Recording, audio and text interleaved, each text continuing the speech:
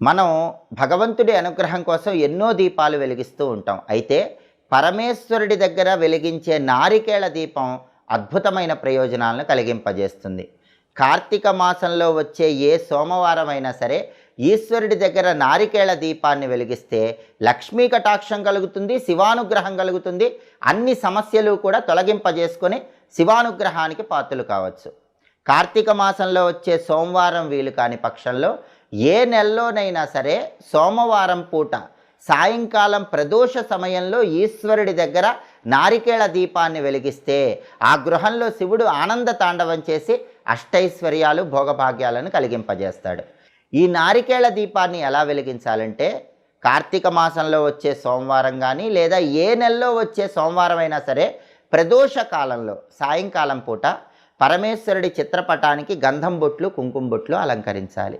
లేదా